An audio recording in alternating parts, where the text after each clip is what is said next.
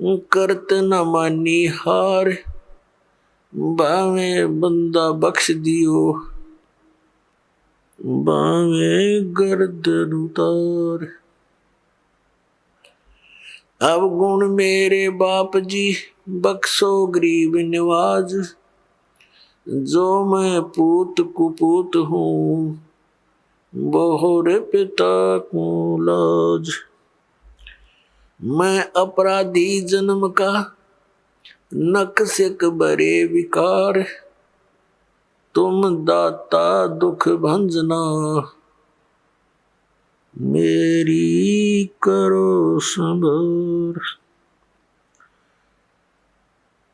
सूरत करो मम साइया, हम हैं भव जल माही, आप ही बह जावांगे जो तुम न पकड़ोगे बाह। हे बंदी छोड़ दयाल जी, तुम तक हमारी दौड़े, जैसे कागज जहाज का अब सूझत और निठोरे। परम पिता परमात्मा, पूर्ण ब्रह्म, परम अक्षर ब्रह्म कबीर परमेश्वर जी हैं। ये अनंत ब्रह्मांडों के उत्पादक हैं, ये सब के सृजनहार हैं। परमात्मा की खोज में आत्मा उसी दिन से लग गई जिस दिन से ये इस काल के जाल में फंसी थी। क्योंकि जो सुख इस आत्मा को सतलोक के अंदर था, यहां इस काल के लोक के किसी कोने में नहीं है। उस सुख की खोज करते करते ये महास्वर्ग में भी पहुंच गई,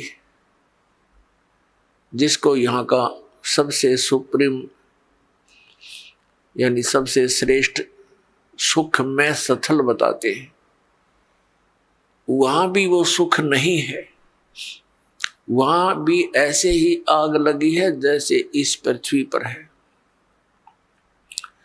वहां पर भी वही प्राणी है जो यहाँ शुभ कर्म करके अच्छी भक्ति करके इस काल के सतर की, और वहां पहुंच गए, वहां उनको अच्छी पोस्ट मिल गई, देव शरीर प्राप्त हो गया, वहां का जो सुंदर शरीर है।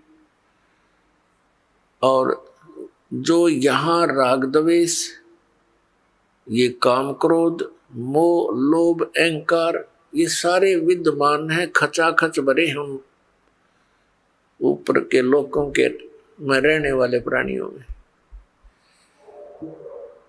तो वहां भी ये ऐसे ही अपना टाइम पास करके फिर नरक में चले जाते हैं। नरक का समय पूरा करके फिर ये 84 लाख योनियों में भटकते रहते हैं। पुण्यात्माओं, परमात्मा पाने के जो साधन है वो भिन्न भिन्न नहीं है, एक ही मंत्र है, एक ही विधि है, यानी एक जैसे ही वो सब क्रियाएं हैं। और हम परमात्मा पाने के लिए कोशिश करते करते अपने जीव सतर की सोच से और अन्य लोक वेद के आधार से हम महापुरुषों से मिलते हैं, क्योंकि ये विशेषकर हिंदू धर्म के प्राणियों में, पुण्यात्माओं में एक विशेष आस्था है परमात्मा की, और उनको इतना ज्ञान है सदग्रंथों के आधार से कि गुरु के बिना मोक्ष नहीं होता। ये तो प्रत्येक हिंदू धर्म के पुण्यात्मा के, चाहे कोई भक्ति करता है या ना करता है, तो वो भी ये जरूर अवश्य कहता है कि वे गुरु बिन मोक्ष नहीं। तो ऐसी व्यवस्था अन्य किसी भी धर्म में नहीं रही। जैसे सिख धर्म के अंदर गुरु परंपरा थी, लेकिन बाद में वो केवल गुरु ग्रंथ साहिब को ही गुरु मानकर अपना अध्यात्म क्रियाएं करने लगे। लेकिन वक्त गुरु का होना अनिवार्य है। जैसे ये पवित्र ग्रंथ गुरु ग्रंथ साहिब, पवित्र श्रीमद् भगवत गीता, पवित्र वेद, पवित्र पुराण, ये तो एक आदरणीय सदग्रंथ है, महापुरुषों की जानकारी है, भगवान के विषय में लिखा है इसमें। ये तो ऐसा समझो कि हमारे औषधि की बुक हो, औषधि की पुस्तक है, और उसके जानकार की आवश्यकता है जो वैद्य हो, और वैद्य वही सफल होता है जो औषधि की पुस्तक में लिखी हुई सब जड़ियों को इकट्ठा करके मिला कर समझ के जड़ी बनाता है। इसलिए वक्त गुरु की आवश्यकता है। तो पुण्यात्माओं, इस धारणा के अनुसार इस आवश्यकता की पूर्ति के लिए ये प्राणी गुरुओं के पास जाने लगे।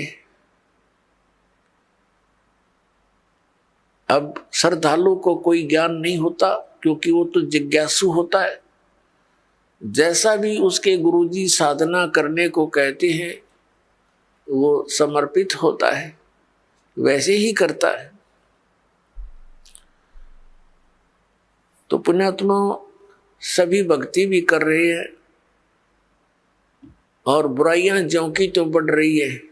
काम, क्रोध, लोभ, मोह, अहंकार, किसी के अंदर भी कमी नहीं बनी। इसका कारण क्या है कि पूर्ण संत ना मिलने से तो कभी भी ये शांति इस समाज में, इस लोक में नहीं हो सकती। 600 वर्ष पहले परमात्मा आए थे, स्वयं एक संत की भूमिका करके चले गए, और साथ में एक जुल्हे का कार्य भी किया करते थे, ये प्रमाणित करने के लिए कि वही परमात्मा पाने के लिए। क्योंकि उसमें भ्रम फैला हुआ था कि ब्राह्मण वर्ग ही भक्ति के अधिकारी हैं, बाकियों को तो इन्होंने ऐसे लगा दिया था, श्राद्ध श्रूद निकालन खातिर क्रियाओं में उलझा दिया था। और विशेषकर यही माना जाता था कि ब्राह्मण ऋषि महर्षि घर त्याग कर चला गया जो व्यक्ति वही परमात्मा पा सकता है, या घना बड़ा सेठ धन दान करता हो। तो परमात्मा ने सब शंकाओं का निवारण करने के लिए एक शूद्र जाति में रहना पड़ा। उसमें छुआछूत चरम सीमा पर थी, अत्यधिक छुआछूत थी। ब्राह्मण लोग शूद्रों को निकट भी नहीं आने देते थे, दूर से बात करते थे। और उस समय परमात्मा एक जुल्हा जाति के अंदर रहे। वैसे तो उनका जन्म नहीं हुआ था, सतलोक से आए थे, सहशरीर आए थे। एक नवजात शिशु का रूप धारण किया था कमल के फूल पर, बाहर एक तालाब सरोवर के अंदर। वहां से एक नीरू नीमा नाम के जुल्हा दंपति उठा ले गए थे, और वहां परमात्मा की परवरिश लीला होने से और फिर जुल्हे का कार्य करते हुए जनता को ज्ञान भी देते थे, भक्तों को यथार्थ ज्ञान समझाते थे, सूक्ष्म वेद का प्रचार करते थे। वो यही हमें ये प्रमाणित करने आए थे, एक उदाहरण देने आए थे कि परमात्मा पाने के लिए जाति और धर्म और कर्म, यानी जैसे कोई ज्यादा बड़ा सेठ यानी धन अधिक या कम, ये इसके लिए कोई मायने नहीं रखता। गुरु पूरा हो और शिष्य सूरा हो, सूरमा। सूरमा का अर्थ है कि इस भक्ति मार्ग पर जो प्राणी लगता है तो उसकी सब क्रियाएं अन्य संसारिक व्यक्तियों से भिन्न होती है, तो उसमें हमारा समाज बाधा करता है।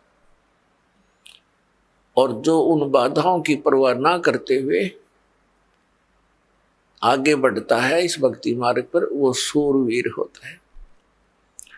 कौन कौन थे सूरवीर? जो आप जी को बहुत, जिनका ज्ञान है, सुप्रसिद्ध है।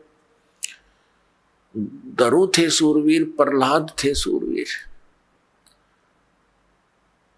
और मीराबाई थी सूरवीर,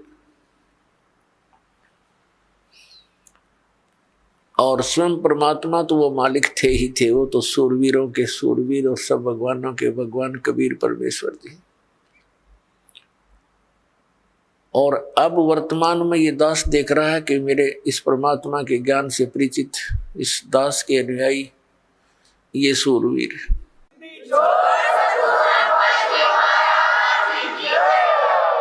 क्योंकि क्रोथा कांड के दौरान इस दास को इतना बदनाम कर दिया गया था, झूठा, और इतना परेशान किया गया परमात्मा के बच्चों को, लेकिन ये सूरवीर थे, ना किसी से लड़े और ना डरे।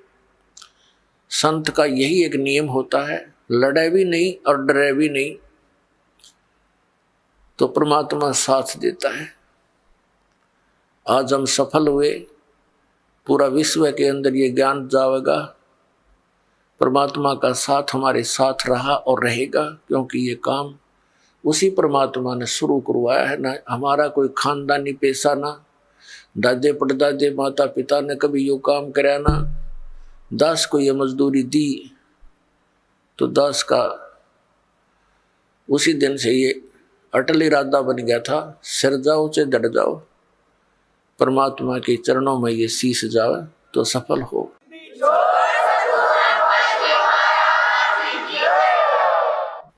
तो पुण्यात्मा, आप जी का सौभाग्य है कि काल के दूतों ने परमात्मा के इस अनमोल धन को पाताल में डाल रखा था। यानी ये समझ लो कूड़े के ढेर में घना नीचे दबा रखा था। अब दास पे कृपा हुई, रजा मालिक कबीर भगवान का साथ दास के साथ है, तो अब ये धन आपके रूबरू हो पाया है।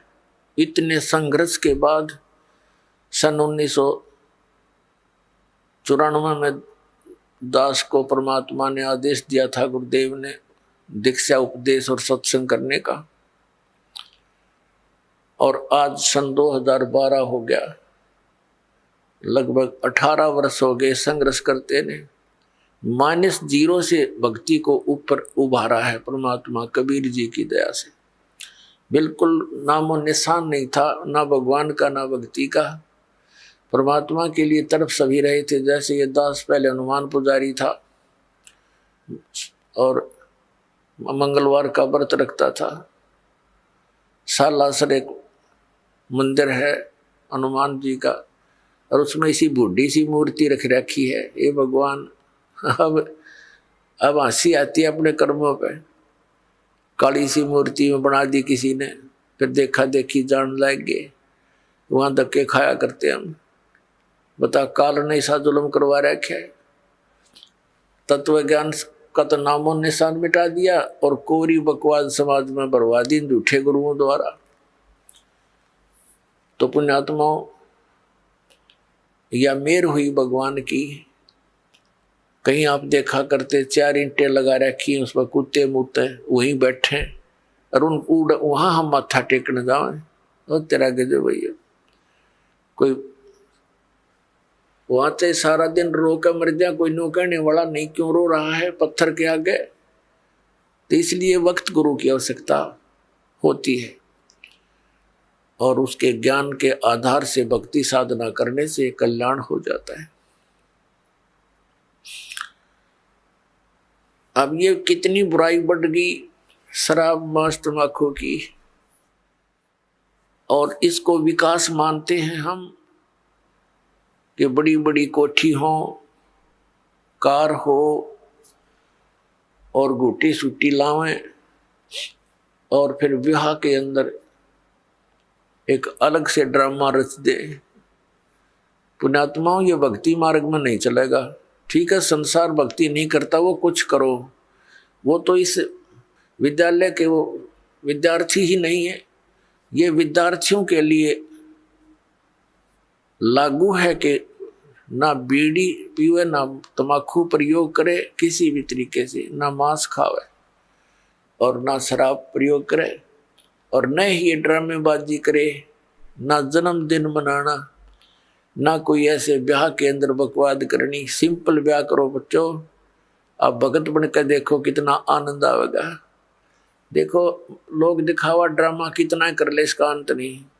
शुरुआत हमने देखी, किसी ने 1100 रुपये दान के दे दिए, सारा गांव में चर्चा हुआ करती। फिर 2100 दे दिए एक ने, वो फेल हो गया। फिर एक ने 5100 दे दिए, वो फिर 21 वाला फेल हो गया। फिर एक ने 11,000 दे दिए अपनी लड़की के दान में, और एक मोटरसाइकिल दे दी, फिर कार दे दी। तो ये एक बकवाद है बेमतलब की। बच्चे को परमात्मा से जोड़ दिया जाए, परमात्मा का नाम लेकर, और ये राम नाम का दहेज बेटी न दे दे, ये सदा साथ देगा। एक टाइम हमने कुछ दे भी दिया बच्चे को, क्या कितने दिन उससे वो गुजारा कर सकती है। और फिर गरीब की बेटी अमीर की बेटी को देखकर मायूस हो जाती है, उसको ना जाने कितना दुख होता है। तो इस तरह की ये बकवादें हमने समाज से खत्म करनी पड़ेंगी, खासकर भगत समाज को तो इसमें अग्रसर होना ही पड़ेगा। इस दास के संघर्ष में आपने सहयोग देना पड़ेगा। ये बिल्कुल गलत है, भक्ति बाधक है। जिसके 2-3 लड़की हो जाती, नींद आराम हो जाती है उस माता पिता की, और लड़की इसी कारण से हमारे लिए बोझ बन गई। एक गऊ जैसी आत्मा होती है बेटी की। हमने खूब देखा है, बेटा और बेटी रोटी खा रही है, माता पिता कोई बोलता है बेटे को, एक वो काम कर, वैसे भी कहा ये काम करिए, बेटा तो कहेगा को नहीं करता, और बेटी रोटी खा रही होगी ना, खाना छोड़कर उठ कर चल पड़ेगी, उस काम को करके आओगी। अब ये हमें बोझ क्यों बनाई? अपने ड्रामाबाजी से, अपनी बकवादों से, दहेज के कारण। तो इस प्रकार हमने इस हर तरह की जो बुराई हमारे समाज में घर कर गई, इसको भी आपने बहुत गहराई से सोच कर, एक मर्यादा मार के उद्देश्य से नहीं कि मैंने कह दिया आपने शुरू कर दिया, नहीं। ये नियम ना समझना, ये आवश्यकता समझना, इस भक्ति मार्ग में बाधक समझना, इन नियमों को तोड़ देना। तो इस प्रकार से हम भक्ति हमारी अधिक होएगी। फिर पुण्यात्मा, हमने परमात्मा पाने के लिए जो भी कुछ आदेश होता है गुरु जी का, वो करना ही चाहिए, क्योंकि गुरुदेव को मालूम होता है, वो मास्टर होता है इस मार्ग का। और विद्यार्थी, और जैसे डॉक्टर के पास जाता मरीज,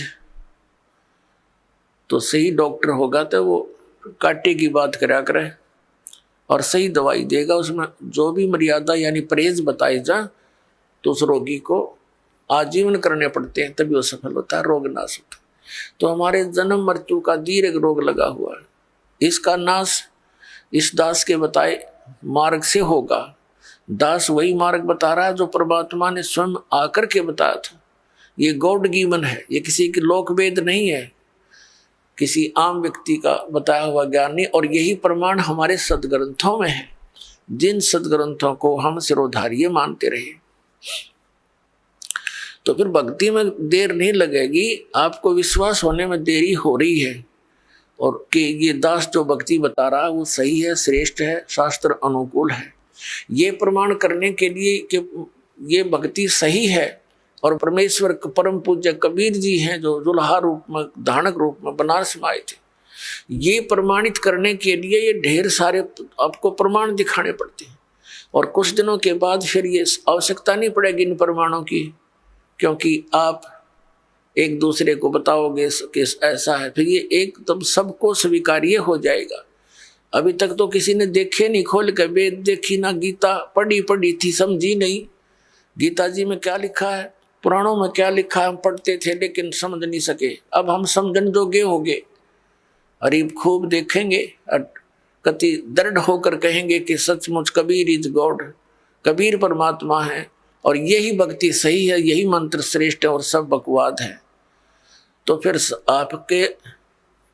आपसे सुनकर अन्य व्यक्ति भी इस बात पर विचार करेंगे और कोई प्रमाणित कराना चाहेगा तो सदग्रंथ हमारे पास है, आप खुद भी उनका विश्वास दृढ़ करोगे। तो इस प्रकार ये पूरे विश्व में मालिक आदेश है, उनका निर्धारित समय है कि अब ये पूरे समय में, पूरे विश्व में एक ही भगवान रहेगा, एक ही ज्ञान रहेगा और भक्ति विधि उस भगवान की एक है ही, वो अलग हो ही नहीं सकती। जैसे आम के पेड़ को, पौधे को बीजने के लिए आम का ही बीज प्रयोग करना पड़ेगा, दूसरा बीज आम का हो ही नहीं सकता। तो परमात्मा पाने के लिए जो मंत्र है, इनके अतिरिक्त कोई साधना है ही नहीं। बाकी तो बबूल के बीज अलग है, अन्य साधनाएं जो सिद्धियां प्राप्त करने की है वो अलग वस्तु है, उसकी हमें जरूरत नहीं। तो पुण्यात्मा, सबसे पहले हमने गुरु की आवश्यकता होती है। गुरु बिन माला फेरते, गुरु बिन देते दान, गुरु बिन दोनों निष्फल हैं, चाहे पूछो वेद पुराण। गुरु बड़े गोविंद से मन में देख विचार, हरि सुमरे वो रह गए, गुरु सुमरे होए पार। गुरु बड़े गोविंद से मन में देख विचार।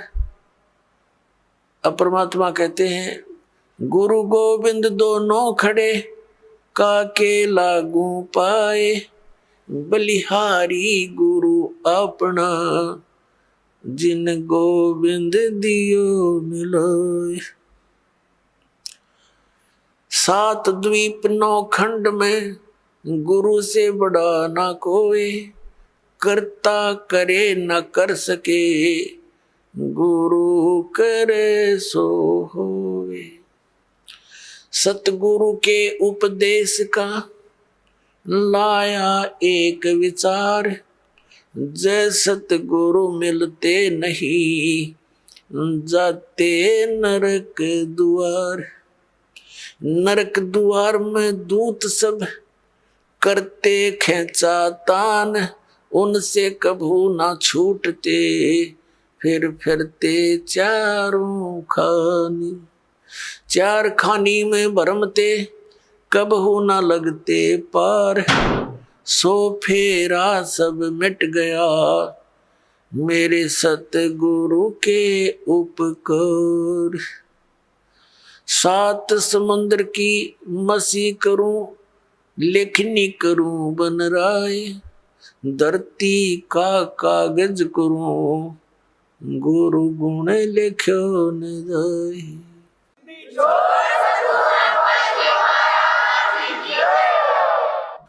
गुरु गोविंद कर जानियो, रहियो शब्द समाए, मिले जब दंडवत बंदगी, नहीं पल पल ध्यान लगावे। गुरु मानुष कर जानते, ते नर कहिए अंध, ओवे दुखी संसार में, आग काल के फंद। गुरु को मानुष जो गिने, और कर चरणामृत को पान, ते नर नरक में जाएंगे, युग युग होवे समान। पुण्यात्माओं, परमात्मा ने गुरु जी के ऊपर गुरु की महिमा का, गुरु के महत्व को कितनी गहरे शब्दों में समझाने की चेष्टा की है।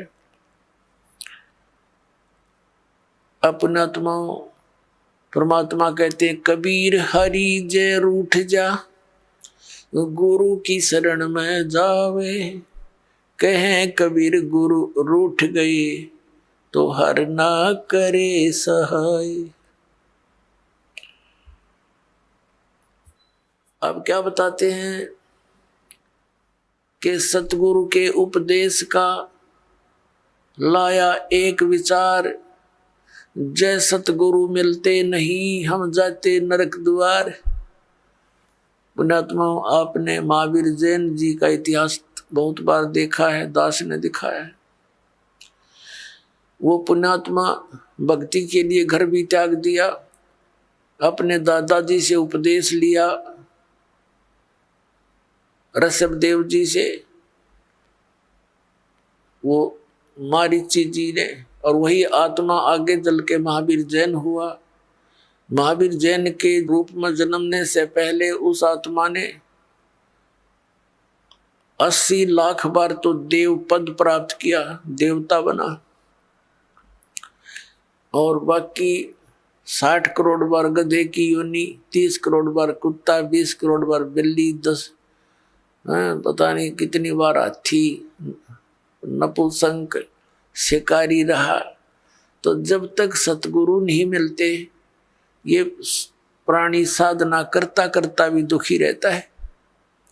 इसलिए परमात्मा बताते हैं सतगुरु के उपदेश का। पृथ्वी पर सतगुरु एक ही होता है, एक समय में, अनेक नहीं होते। जैसे परमात्मा स्वयं आए थे कबीर जी, वो अकेले ही, पर वो तो परमात्मा भी थे और सतगुरु भी थे, वो तो सर्वे सवा थे। और उस समय 64 लाख शिष्य थे मालिक के। पुण्यात्मा, विचार करने की बातें हैं, क्योंकि हम लाल की महिमा से परिचित नहीं थे। लाल की को सुनते अवश्य थे कि वो बहुमूल्य होता है, लेकिन पहचान नहीं थी। हम भगवान को सर्व सुखदाई, सब संकटों से निवारण करने वाला मानते हैं, इसलिए ही उसकी खोज में हम जगह जगह भटक रहे थे। लेकिन हमने उस लाल की हमें पहचान नहीं हुई। उन स्वार्थी लोगों ने कौड़ी को हमें लाल बताकर हमारे को दे दिया। हम उन कौड़ियों को लाल समझकर गठड़ी बांधे फिरे थे।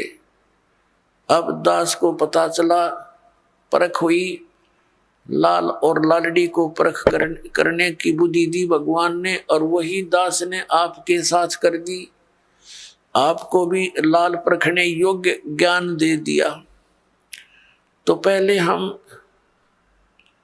साधना ठीक ना करके कितने कष्ट उठाए, उस परमात्मा ने आकर ही हमें ये ज्ञान दिया, अपनी पहचान आप ही बताई। तो क्या बताते हैं कि भक्ति करते करते भी उस महापुरुष की कितनी दुर्गति हुई, क्योंकि उनको सतगुरु नहीं मिला। 600 वर्ष पहले परमात्मा स्वयं आए थे, 64 लाख शिष्य हुए उनके, और अकेले सतगुरु थे, अकेले नाम देते थे। और पुण्यात्मा, उस समय ना कोई मीडिया था, ना कोई पुस्तक का लेखन करके कहीं भेजा जा सकता था। आदरणीय धर्मदास साहिब जी ने कबीर साहब की वाणी लिपिबद्ध करके रख ली थी, लेकिन उसको बार बार इतनी को हाथ से लिखने में तो 10 साल फिर लग जाए उसको। तो ऐसे जैसे आजकल परमात्मा ने दया बख्शी है, अक्षर ज्ञान दिया, पेपर दे दिया, इस पर पुस्तक परमात्मा की महिमा लिखकर हमने आपको भेज दी, पुस्तकें बना बना कर।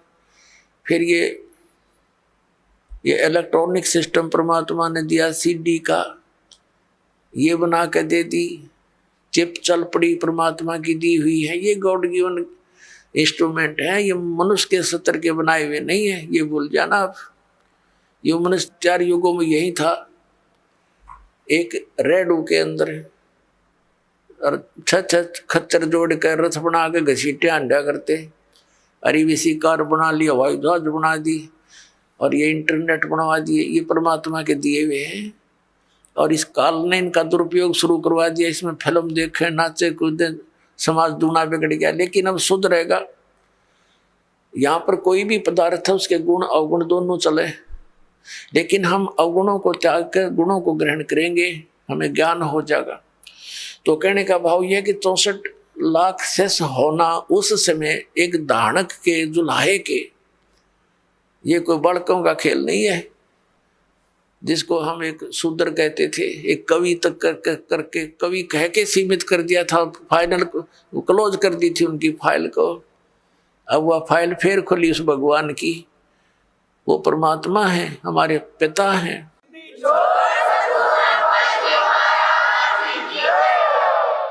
तो सतगुरु एक ही होता है, तो वो परमात्मा स्वयं सतगुरु भी थे और वो परमेश्वर भी हैं। सतगुरु की भूमिका भी उन्होंने की, वो जगत गुरु भी वही है। और फिर उनका कृपा पात्र, उन्हीं के ज्ञान से युक्त, उनके आदेश अनुसार फिर सतगुरु वही भेजते हैं। तो उस परमात्मा ने स्वयं कहा कि गरीबदास जी वाले पंथ में, 12वें पंथ में आगे चल के मैं स्वयं आऊंगा और धर्मदास इस सारे अज्ञान को हटाऊंगा। अब परमात्मा ने हो सकता है दास को किस इस योग्य देखा होगा, तो अपने कुत्ते को छोड़ दिया भौंकने के लिए, अपने बच्चों को, धनियों को जगाने के लिए। तो ये परमात्मा का किया हुआ काम है, आम जनसाधारण का ना समझना बच्चों, और इसका लाभ उठाओ, आप भी उठाओ, औरों को भी जगाओ जो गहरी नींद में सोए पड़े हैं और काल के दूतां के फंसे पड़े हैं, प्यार के साथ। क्योंकि काल ने कहा था कि ऐसे उल्टे रंग में रंग दूंगा, जब तुम्हारा मोक्ष समय आवेगा कलयुग में, उससे पहले सब नकली पंथ चला दूंगा तेरे नाम से, कबीर नाम से और सतलोक सचखंड के नाम से, और उनमें इतना अज्ञान ठोक दूंगा, तेरा संदेश वाहक जब आएगा तब तक तो वो वकील बन जाएंगे उस अज्ञान के और कतई नहीं मानेंगे। परमात्मा ने कहा था कि हमें मनाना आता है, उस समय शिक्षित करूंगा। परमात्मा ने कहा था, उसने सोचा, बता दिया था धर्मदास को कि अभी तू चुप रहना, इसको जिक्र ना करना। सबको शिक्षित किया दाता ने, ये इंटरनेट प्रोजेक्टर बनवा दिए, दूर बैठे आप देख सकते हो क्या बोला जा रहा है, क्या लिखा है सदग्रंथों में, सामूहिक तौर पर सीडी के माध्यम से, टीवी के माध्यम से। तो ये परमात्मा का किया हुआ कार्य है। और पहले परमात्मा स्वयं एक दिन में हजार हजार जगह प्रकट हो जाते थे, वो तो भगवान है, वो तो जो चाहे सो कर सकते हैं। तो इस प्रकार परमात्मा ने हमें जगाया, सत ज्ञान दिया, वही दिया हुआ ज्ञान आज दास आपके समक्ष रख रहा। तो प्रसंग चल रहा है कि सतगुरु के उपदेश का लाया एक विचार, जय सतगुरु मिलते नहीं हम जाते नरक द्वार। पुण्यात्माओं, इन वचनों को गणी गहराई तो सुना करो, इनको हृदय में जाने दो कानों के माध्यम से। जब तक बच्चा दवाई को अंदर नहीं जाने देगा वो काम के करेगी, होठों पर ही डाल दे, बार थूक देता है, सुनता नहीं है। तो इनको बहुत गहराई से सत्संग के समय तो आप एकाग्रचित हो जाया करो और परमात्मा के इन वचनों पर गहराई से सोचा करो। अब क्या बताया भगवान ने कि जय सतगुरु मिलते नहीं जाते नरक द्वार। सतगुरु के उपदेश का लाया एक विचार, और जय सतगुरु मिलते नहीं हम जाते नरक द्वार। नरक द्वार में दूत सब फिर करते खेचा तान, उनसे कबू ना छूटते फिर फिरते चारों खान। पुण्यात्मा, जब ये भक्तिहीन प्राणी यहाँ से जाता है, यम के दूत इसको पकड़ कर ले जाते हैं, धर्मराज के सामने खड़ा कर दिया जाता है, न्यायाधीश के सामने। वहां ये नहीं कह सकता कि मैंने ऐसा नहीं किया, मैंने ऐसा नहीं किया, वहां झूठ नहीं चलेगी। वहां तो आपकी फिल्म स्टार्ट हो जाएगी, सीडी ऑन हो जाएगी आपके समक्ष सामने। क्योंकि जो कर्म हम करते हैं, सोचते भी हैं, उसकी भी एक फोटोकॉपी भगवान के दरबार में जाती है और वहां जाते ही उसको ऑन कर दिया जाता है। अब जैसे आप जी भक्तों को, भाई बहनों को कहते हो, रिश्तेदारों को या कोई मित्र पड़ोस पड़ोस में मिल जाते हैं, उनको भी समझाते हो भक्ति कर लो, परमात्मा का नाम ले लो। तो अब तो उनके पास समय नहीं है क्योंकि उनको ज्ञान नहीं है। फिर वो जब वहां दरबार में खड़ा होगा तो ये एक पली लगाता है भगवान के आगे, एक बहाना खोजता है कि परमात्मा मुझे पता नहीं चला, हमने तो इतना ज्ञान हुआ था, अपना काम करो, बच्चों का पालन पोषण करो, तो उसमें परमात्मा वो सीडी चला देगा। कोई भक्त उससे कह रहा होगा कि चलो चलेंगे सत्संग में, और वो बकवाद कर रहा होगा, मना कर रहा होगा, सौ बहाने मिला रहा होगा। फिर परमात्मा कहेगा, देख इस भक्त ने, इस बहन ने, इस बेटी ने तेरे से क्या कहा था, और तू झूठ बोलता है कि मेरे को पता नहीं चला। तब ये क्या कहता है, भगवान गलती होगी, क्षमा कर दो। परमात्मा कहता भाई ये गलती का मानने का कोई फायदा को नहीं, अब तो नरक में जाना ही पड़ेगा। और फिर कभी तुझे मानव शरीर मिले तो फिर ट्राई करना। तो पुण्यात्माओं, ये धर्मराज के दरबार में जो प्राणी जाता है उसके बाद इसको नरक में डाला जाता है, और वहां तो लाखों की संख्या में, हजारों की संख्या में पशुओं की तरह चारों तरफ से यम के दूत, जो समझ लो हाथों में भाले, क्योंकि वो शरीर ऐसा है उसमें पीड़ा घनी होती है, और उसमें मरता नहीं प्राणी, पीड़ा ज्यादा होती है, तो उसमें सीधे भाले ठोके, आंखों में मारेंगे न सीधे, और ऐसे जैसा भी हाथ में आओ उतना लठ मारते हैं, और उनको जबरदस्ती नरक में ठोक देते हैं, धक्के मार मार के वो उल्टे बाजे उनके लठ मारे, और जैसे पशु को फाटक में रोकते हैं ऐसा ठोक दिया जाता है। तो यहाँ क्या बताते हैं पुण्यात्मा, हम भक्ति से घने दूर हो गए, अध्यात्म ज्ञान आसपास भी नहीं रहा, हमें डर नहीं रहा इन बातों का, इन बातों को हम ऊट पटांग से मानते हैं, इन अज्ञानियों के ज्ञानों के को सुन के अज्ञान को, कि भगवान कहीं नरक कहीं नहीं है, यही स्वर्ग है, यही नरक है। अरे इतने बड़े बड़े ग्रंथ लिखे हैं, महापुरुषों ने आंखों देख कर बताए हैं, उनको हम अपनी सोच से झूठा कैसे कर देंगे, करेंगे तो करे रहेंगे, लेकिन सच्चाई हमारे कहने से मिट नहीं सकती। तो परमात्मा बताते हैं कि नरक द्वार में जब नरक में ठोके जाओगे, दूत सब और करते खेचा ताण, दे डंडा दे लठे अंदर ठोक देते हैं। नरक द्वार में दूत सब करते खेचा ताण, और उनसे कभी ना छूटता, फिर फिरता चारों खान, वहां नरक में दुख उठा करके फिर इन चार खानियों में 84 लाख प्रकार के इन पशु पक्षियों और सब जीवों की ये प्राणियों के जो शरीरों में कष्ट उठाना पड़ता है। अब परमात्मा बताते हैं, नरक द्वार में दूत सब करते खेचा ताण, उनसे कबू ना छूटता, फिर फिरता चारों खान, चार खानी में भरमता, और कबू ना लगता पार, सो फेरा सब मिट गया मेरे सतगुरु के उपकार। अब सतगुरु के उपकार, जैसे गरीबदास जी ने कहा है कि जा सतगुरु की मैं बलिहारी, जो जमन मरण मिटाही, जो जन्म और मृत्यु के इस दीर्घ रोग का नाश कर दे, कहते मैं उस सतगुरु पर बलिहारी हूं।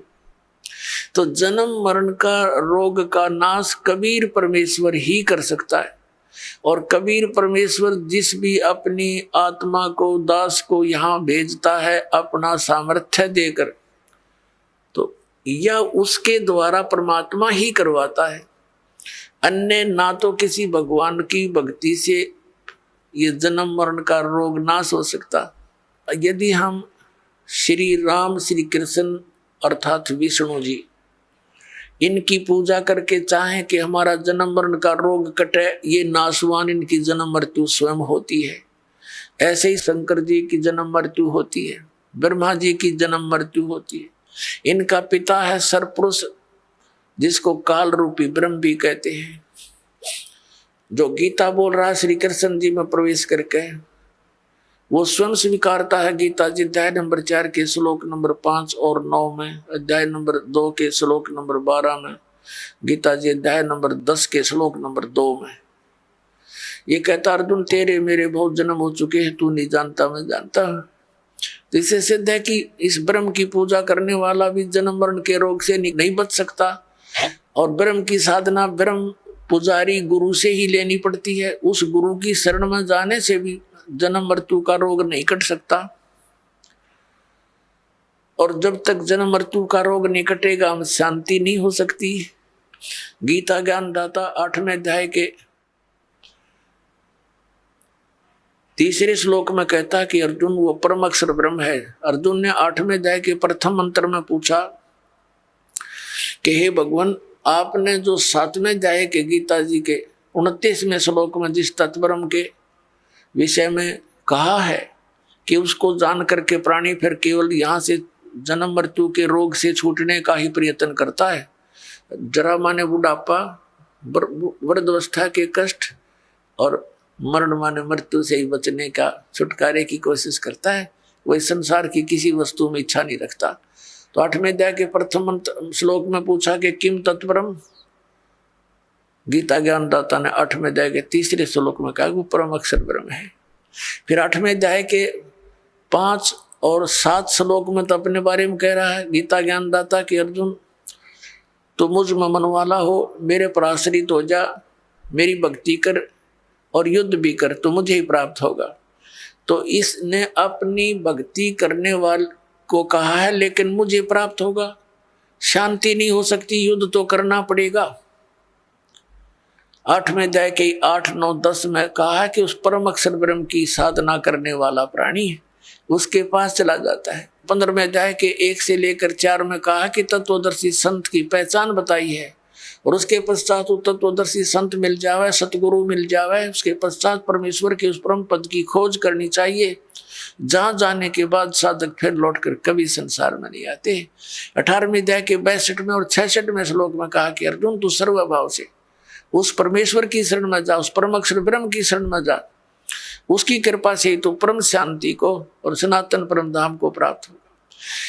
और ऐसे ही 18वें अध्याय के 66वें श्लोक में कहा कि सर्वधर्मान प्रीतज माम, मेरे सतर की जो साधना है, जैसे 8वें अध्याय के 13वें श्लोक में गीता ज्ञानदाता कहता है कि ओम इति एकाक्षरम ब्रह्म विहारण माम अनुसमरण ये प्रियाति तजन देहम सयाति परमाम गतिम। मुझ ब्रह्म का एक ओम मंत्र है और ओम से होने वाली जो परम गति है उसको वही प्राप्त कर सकता है जो अंतिम श्वास तक ओम का ही जाप करता हुआ शरीर त्याग कर जाता है।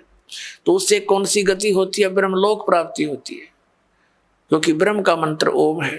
8वें अध्याय के 16वें श्लोक में गीता जी में कहा कि अर्जुन ये ब्रह्मलोक पर्यंत सब पुनरावर्ती में है, वहां गए हुए प्राणी भी फिर जन्म मरण के चक्कर में रहते हैं।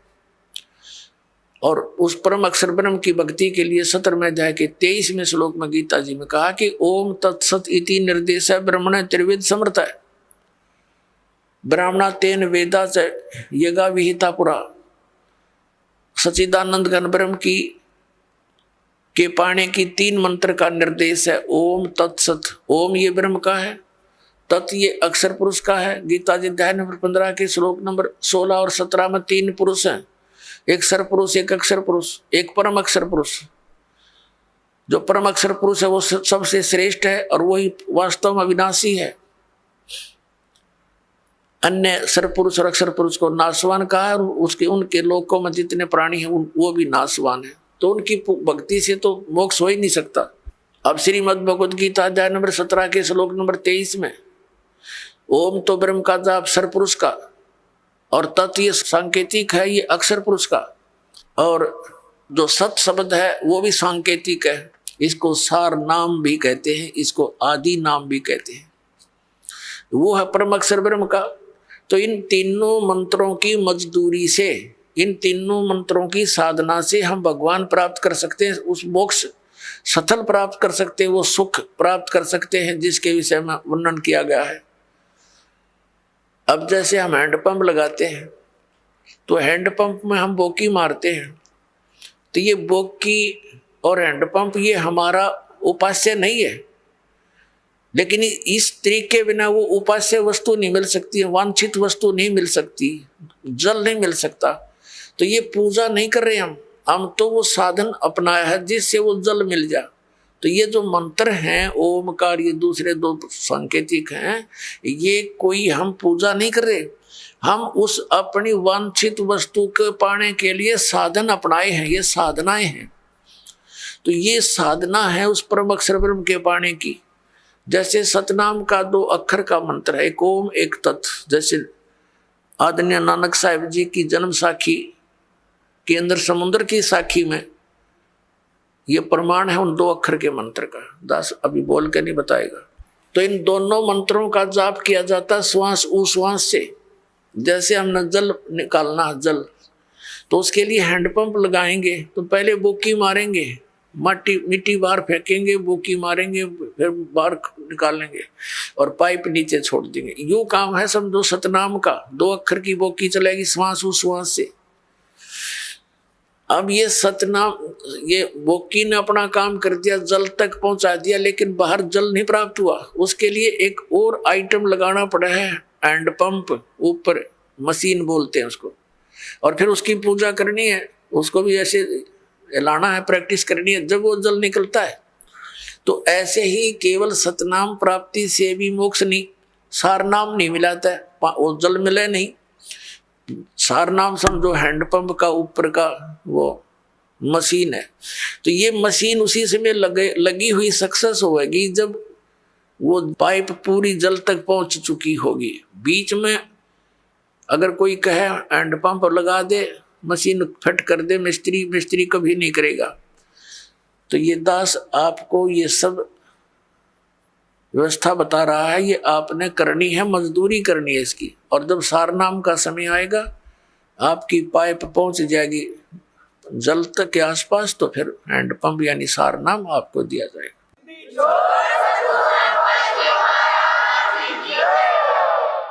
तो इस प्रकार हम इस ओम, उस परम अक्षर ब्रह्म के पाने का ओम तत्सत, ये 3 मंत्र का जाप है।